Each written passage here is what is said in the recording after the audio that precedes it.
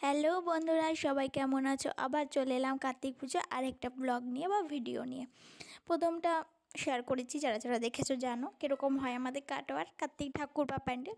আর এটা দ্বিতীয় ভিডিও, অনেকটা লং তো, তাই দুই ভাগে ভাগ করে দিতে হয়। যাই হোক, এটা হলো আমাদের বিদ্যাসাগর সংঘের বা বিদ্যাসাগর পল্লীর প্যান্ডেল।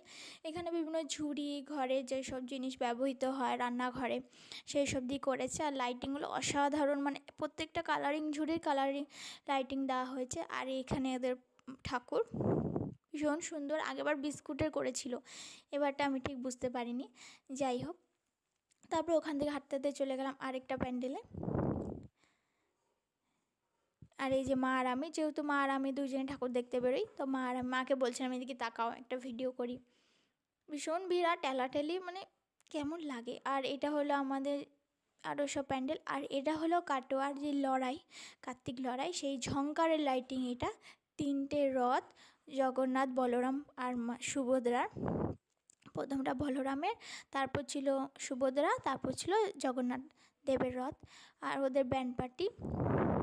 এত ভিড়, আর আমরা এই জায়গায় দাঁড়িয়ে দেখিনি, কারণ ঠাকুর সহজে যাই না, এত ভিড়। আর সরু গলি, নিচু বাজার ওই দিকটায়, তো সেই কারণে আমরা হেঁটে হেঁটে সব দেখে লাইন বাই লাইন যেহেতু দাঁড়িয়েছিল, তো সেইভাবে দেখে চলে এসেছে। আর এটা মাতা সুভদ্রার, আর পেছনে আছে জগন্নাথ দেবের। এই যে জগন্নাথ দেবের রথ, কী সুন্দর না! মানে আমি এই প্রথমবার এত সুন্দর এরকম লাইটিং দেখলাম, ভীষণ ভালো লেগেছে।